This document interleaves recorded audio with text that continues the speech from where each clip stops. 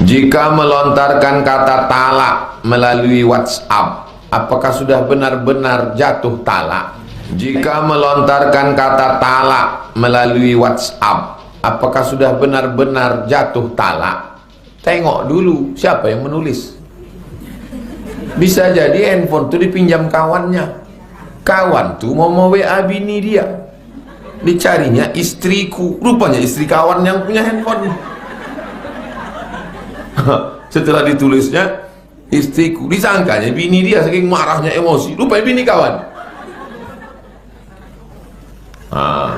Itu maka dipastikan betul. Jadi mana tahu tiba-tiba keluarlah WhatsApp di handphone ibu, tengok, telepon lagi, abang di mana?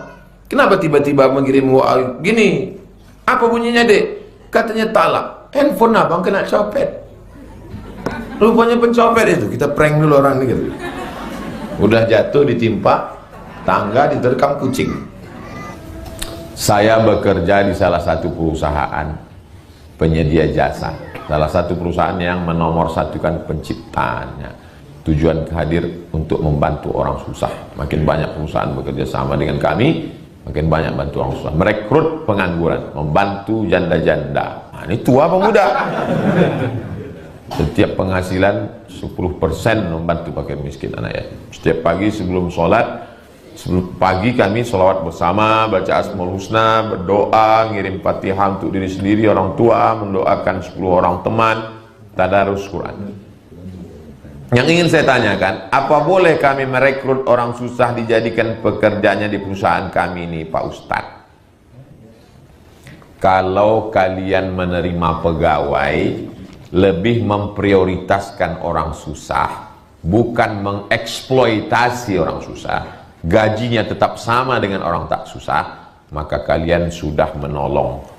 Apa janji Allah untuk orang yang menolong orang susah? Man yassara an mu'sirin, siapa yang memudahkan orang yang susah, yassarallahu anhu yaumal qiyamah, dimudahkan Allah dia dari kesusahan hari kiamat.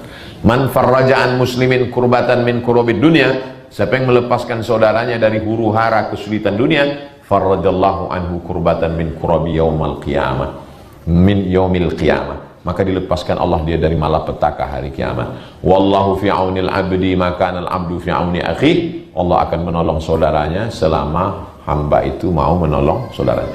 Maka saya minta, ini ada grupnya. Berapa grup kita sekarang? 400. Saya tak mau kalian datang ngaji pulang, datang ngaji pulang. Itu bukan pengajian, itu namanya penikmat kajian.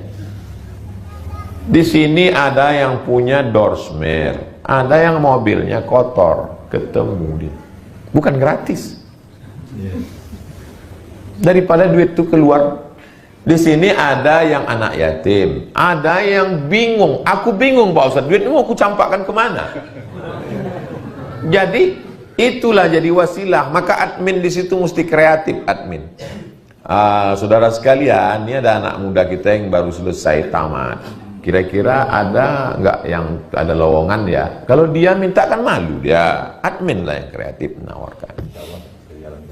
Bapak Ibu ada yang anak gadis nggak? Kebetulan ada potong komen. Ada yang baru tamat? Enggak, untuk saya, kata dia. Apanya maksud kau nih admin? Jadi Nabi itu dulu begitu. Nabi itu bukan sekedar ceramah di masjid, dipersaudarakannya. Ini Ansor, ini Muhajirin, ini Abdurrahman bin Auf, ini Sa'ad bin Rabi, ini Abu Darda, ini Salman Al-Farisi, bersaudara. Saya mau kajian kita ini begitu. Tapi saya tak punya waktu untuk mempersaudarakan. Jadi kalianlah yang mengatur itu semua. Mudah-mudahan grup ini bertambah berkah, tambah silaturahim. Apakah menentukan kebaikan, kesuksesan ilmu orang terhadap orang lain hingga orang lain itu termotivasi untuk mencapainya? Apakah itu termasuk ghibah?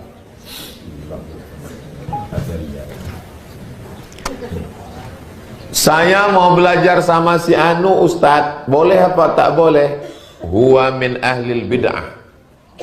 Saya mau belajar sama dia Ustadz, boleh apa tak boleh? Huwa syaitan. Saya mau belajar sama dia Ustadz, boleh apa tak boleh?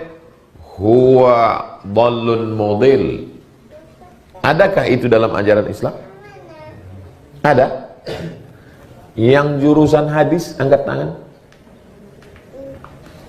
Tak ada jurusan. Atau jurusan hadis? Ada tak itu dalam ilmu hadis? Tak ada. Antum semester berapa? Hah? Semester 3. Ilmu jarah wa ta'dil. Hah? Ada atau tak ada?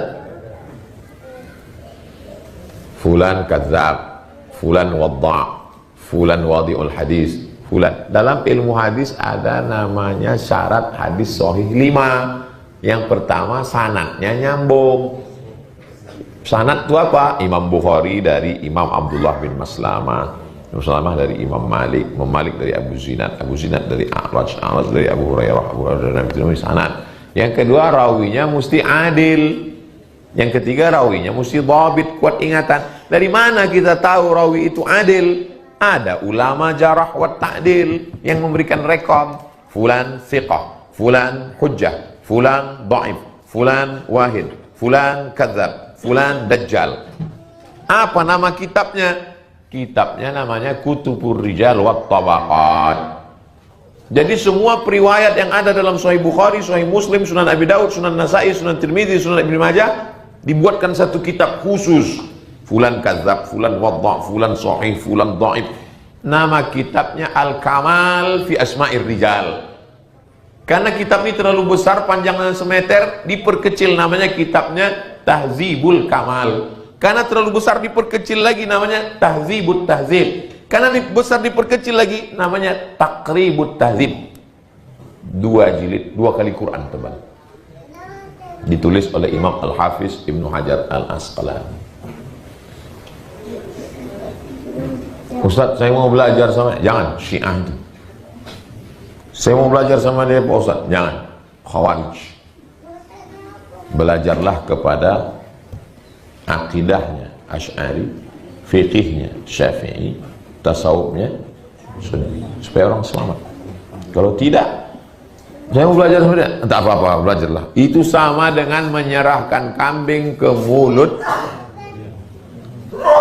singa. Gaji saya 5 juta sebulan. Saya mendapat bonus tiap tahun beda-beda, kadang 20 juta, bisa lebih, tergantung dari keuntungan usaha sendiri. Apakah hasil gaji ditambah bonus saya sudah wajib dikeluarkan zakatnya? Zakat itu dikeluarkan berdasarkan income, pemasukan. Gaji, bonus, reward, SPPD, uang tunjang, uang sipak, uang sundul, uang tanduk, uang sikut. Jadi jangan gaji saja. Ada orang bergaji 20 juta, tapi penghasilannya 200 juta. Rupanya banyak tuyulnya. Maka yang dikeluarkan dari 200. 2,5% dari 100 juta, 25 juta. Kalau 200 berarti dia keluarkan 50 juta. Mudah-mudahan adik-adik ini gajinya 200 juta sebulan. 2 juta 500. 5 juta banyak. Tak ada yang mustahil. Innama amruhu iza arada syai'an ayyakula lahu kun. Kenapa setelah Rasulullah wafat perhatian umat fokus pada masalah politik, khususnya dalam masalah memilih khalifah? Dunia ini tidak boleh kosong dari pemimpin. Satu malam dengan pemimpin yang zalim lebih baik daripada 60 tahun. Satu malam tanpa pemimpin lebih celaka. Tapi ini jangan dijadikan dalil untuk memilih pemimpin celaka. Mereka meninggalkan jasad Nabi terbujur demi politik. Kalau orang meninggal, yang ngurus jenazahnya itu keluarga, bodoh. Yang mengurus jenazah, jangan kau bayangkan jenazah Nabi tergolek-golek, tak terurus. Yang mengurus jenazah Nabi itu Sayyidina Ali, karena dia tak punya saudara kandung. Sayyidina Ali itulah saudara dia, ayah mereka adik-beradik. Abbas, pamannya masih hidup.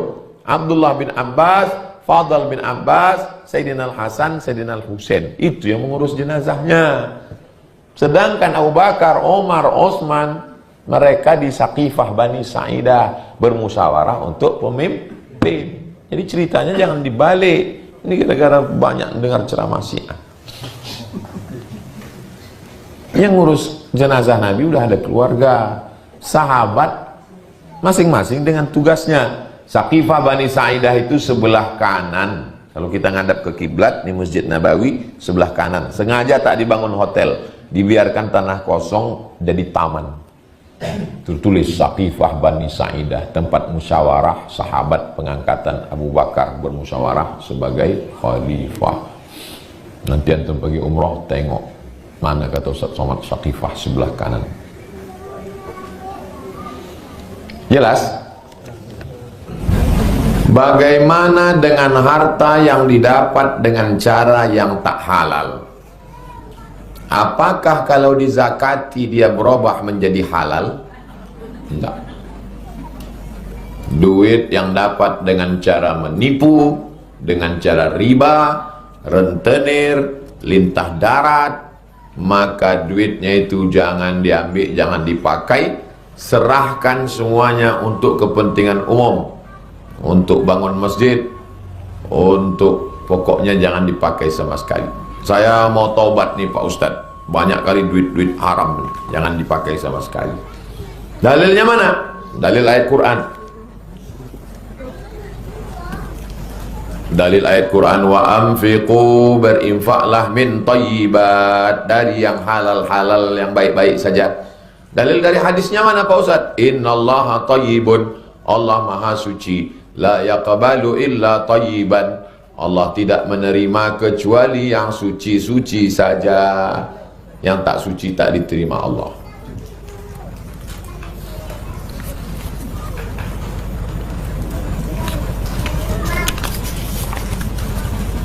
Bagaimana cara melakukan sholat istikharah secara benar? Usalli sunnatal istikharah raka'ataini lillahi ta'ala. Ayatnya terserah. Apakah setelah melakukan atau melaksanakan sholat langsung diberi jawaban? Langsung ada jawabannya. Bagaimana rasanya? Ada kecenderungan hati untuk memilih satu di antara dua. Mau bisnis atau tak bisnis, jadi jualan atau tak jadi jualan, mau nikah dengan si A atau dengan si B. Kau udah istikharah anak muda? Udah Pak Ustadz. Yang mana nampak? Nampak dua-duanya. Berarti belum putus istikharah kau. Salat lagi. Usolli sunnatal istikharah cinta raka'ataini. Nanti akan dikirimkan Allah kecenderungan hati, condong saja hati, baru lanjutkanlah. Tengah-tengah malam baca Quran, berzikir, nanti Allah akan kirimkan signal-signal insyaallah. Bekerja di bank itu apakah termasuk riba? La'anallahu akilar riba, Allah melaknat orang yang makan riba. Wa mukilahu, orang yang dikasih makan riba. Wa katibahu, yang mencatatnya. Wa syahidaihi, yang jadi saksinya. Kulluhum sawa, semuanya podo kabeh samo. Maka mereka semuanya kena riba. Karyawan PT tapi ditempatkan di bank, apakah hukumnya Pak Ustadz? Cemana karyawan PT ditempatkan di bank? Karyawan PT ditempatkan di bank, jadi apa dia di bank? Jadi security. Kena, karena dia masuk dalam 4: akilahu wa mukilahu wa katibahu wa syahidaihi. Cari kerja yang lain, jangan ada terkait dengan riba. Tapi kalau ibu jualan nasi, ada orang membeli, tak perlu tanya duit kau ni riba, karena yang ibu jual adalah nasi. Tak penting, jangan tanya duit orang nanti. Ado katupek gulai paku, ado Iko halal kok. Di berangan kok.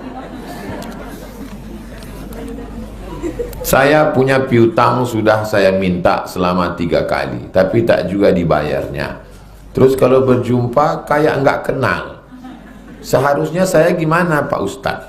Laporkan ke Polda.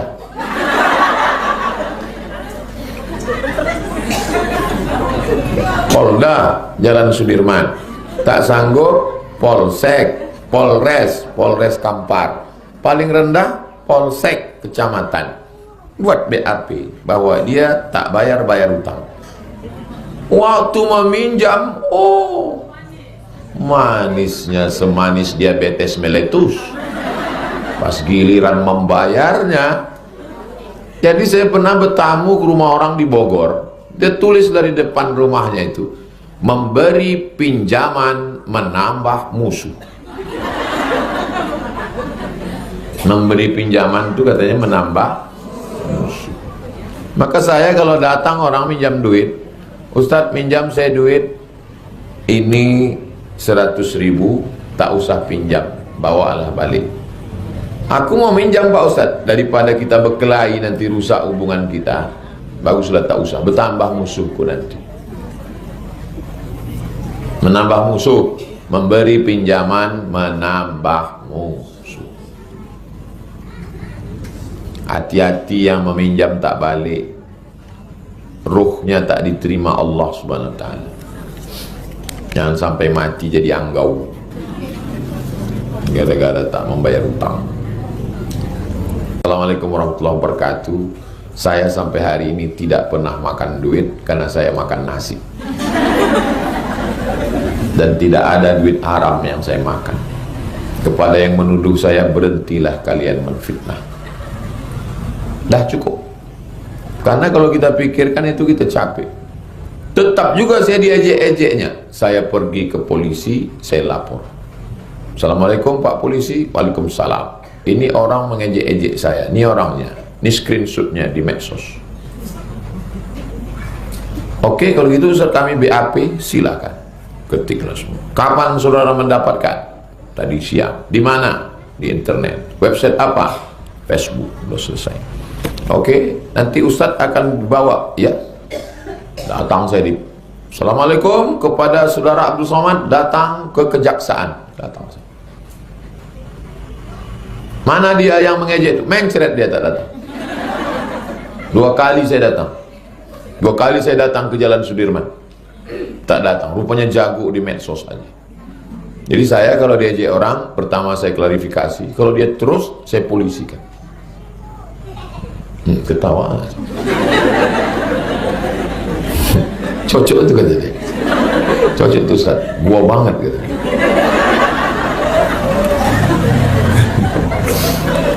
Kau udah setuju, dia selesai itu dah. Ibu pun juga gitu. Kalau ada memfitnah-fitnah ibu di lingkungan itu, undang orang tuh, namanya acara konferensi pers. Klarifikasi. Ini sudah seliweran ini berita di perumahan kita. Kabarnya klien menuduh saya punya santet. Jadi saya perlu klarifikasi bahwa sampai hari ini belum ada. Dan saya ini orangnya pengajian. Tapi kalau klien masih tetap, saya insya Allah akan bawa ini ke Polda. Siap-siap klien masuk penjara, berpisah klien sama laki klien. Tinggal anak-anak klien, masuk penjara klien nanti. Bolehkah kita mengingat hari lahir dengan acara meriah di rumah, misalnya makan bersama? Apa salahnya ngundang orang makan? Mana ada doa tolak makan? Yang ada tuh tolak bala. Saya kalau ibu undang datang saya. Karena tak pernah kalian ngundang, maka saya tak datang. Cobalah undang, datang saya. Tapi jangan ada acara-acara yang meniru tradisi orang Majusi. Orang Majusi itu memintanya kepada api. Jadi dipejamkan waktu mengembus api itu. Apa permintaan mama tadi? Jadi waktu meminta itu, waktu mengembus api itulah minta. Ditanya sama lakinya, mama minta apa tadi? Ada deh. Waktu menembus api itu, kita mintanya kepada Allah. Jadi tetap kenduri, habis kenduri itu suruh Ustaz Somad doakanlah. Ya Allah, berkahilah umur ibu ini ya Allah, sehatkanlah badannya. Tak ada kita nyembah api di situ. Jelas? Minta doa juga Ustadz untuk orang yang sudah lama menginginkan keturunan, terutama ya nanti sama di akhir majelis kita berdoa mudah-mudahan diberikan keturunan anak cucu yang soleh dan soleh. Sulit tak bagi Allah untuk mengasihi keturunan? Nabi Ibrahim umurnya 86 tahun. Bayangkan umur, pejamkan mata, bayangkan laki-laki umur 86 tahun. Bininya sudah diponis orang, maaf cakap, mandul, namanya Hajar, namanya Sarah. Ternyata apa yang terjadi? Lahir anak laki-laki dari Hajar waktu umur Nabi Ibrahim 86. Itulah anaknya Ismail. 13 tahun sesudah itu, 86 tambah 13 sama dengan 99. Umur 99, istrinya yang udah diponis tak akan punya anak, sampai mati bininya tak punya, hamil. Itulah anak dari Sarah, lahirlah anak laki-laki namanya Ishak. Apalah Ismail lahir 2 kali? Gimana ceritanya? Yang pertama tadi Ismail, nama maknya Hajar, umur Nabi Ibrahim 86. Yang dua ini Ishak, umur Nabi Ibrahim 99 tahun. Sebenarnya Allah cuma ingin doamu lebih lama. Allah ingin sujudmu lebih khusyuk. Allah ingin air matamu jatuh berderai. Disitulah turun rahmat Allah. Tak ada yang sulit bagi Allah. Innama amruhu iza arada syai'an ayyakula lahu kun. Orang kalau masak tauhidnya kepada Allah, husnuzon kepada Allah, tak risau dia dengan hidup, tak gelisah dia dengan hidup. Tapi kalau tauhidnya setengah masak, yang enak setengah masak itu cuma telur ayam. Hidup ini yang paling indah adalah husnuzon, berserah diri kepada Allah. Usaha, ikhtiar, doa, tawakal, husnuzon kepada Allah. Ada anak, alhamdulillah. Tak ada, berarti Allah menyelamatkan. Dapat anak 10-10-nya durhaka. 1 narkoba, 2 pemabuk, 3 sakau. Allah sayang, dibuatnya tak punya keturunan. Tapi bukan berarti kita tidak berusaha. Harus ada usaha, harus ada ikhtiar. Setelah itu serahkan pada Allah. La haula la quwwata illa billah. Apakah saya buka usaha jual beli motor bekas, pembeli mau melakukan kredit dengan perantara bank, apakah saya kena riba? Saya punya motor.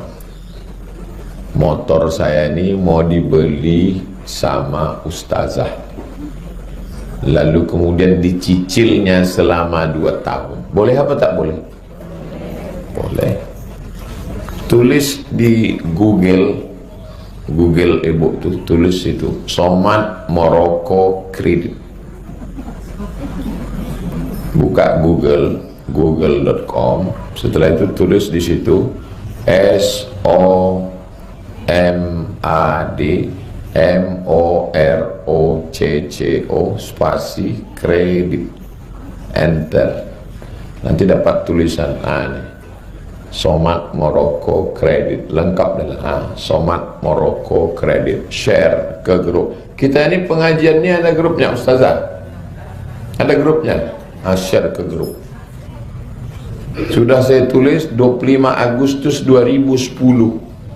Sekarang sudah 2023, 13 tahun yang lalu sudah saya tulis. Belum kan lahir sudah ada tulisan bahwa kredit hukumnya boleh, kredit panci, kredit. Di rumah saya itu Pak Ustadz yang lunas cuman saya, inilah kata ibu. Aku nilai cuma yang lunas, yang lain kredit Pak Ustaz. Tak apa-apa. Yang tidak boleh itu adalah meminjam uang. Jadi selama kami di abang mengkredit mobil ke saya, motor ke saya, rumah ke saya, tak apa-apa. Tapi begitu ada orang ketiga di antara kami, nama orang ketiga itu finance, keuangan. Akhirnya beliau minjam uang, uangnya dibeli ke rumah, maka sebenarnya membeli rumah, membeli mobil, membeli motor itu cash. Yang dia bayar itu adalah uang dengan uang. Disitulah kena ribanya. Jadi uang dengan uang riba, uang dengan barang, uang dengan panci, uang dengan jilbab. Mudah-mudahan jilbabnya cepat lunas, amin. Sepele kali ustadznya.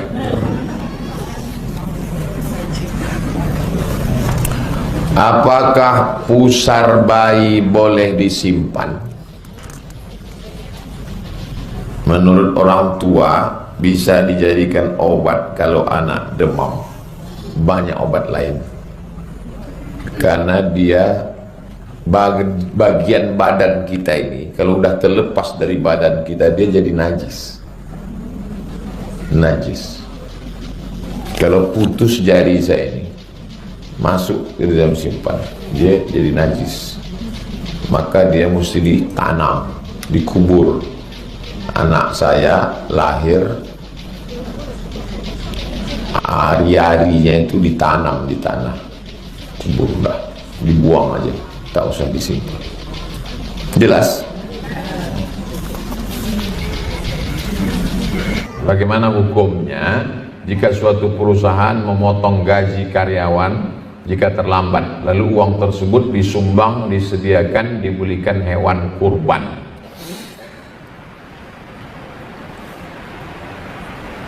Karyawan yang terlambat dendanya mengeluarkan duit, lalu duitnya itu dibelikan hewan kurban. Yang jadi pertanyaan, yang berkurban ini siapa? Dalam ibadah ada namanya innamal a'malu binniyat.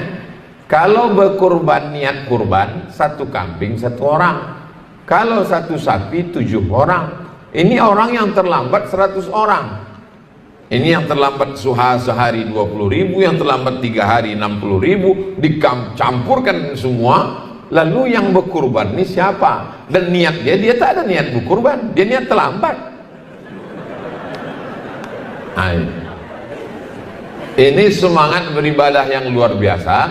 Kalau tidak dipahami secara fikih yang baik, maka dia tidak beribadah. Anak-anak sekolah satu kelas 30 orang, dikutip satu orang 100.000. Lalu kemudian ini kurban. Ini kurban apa?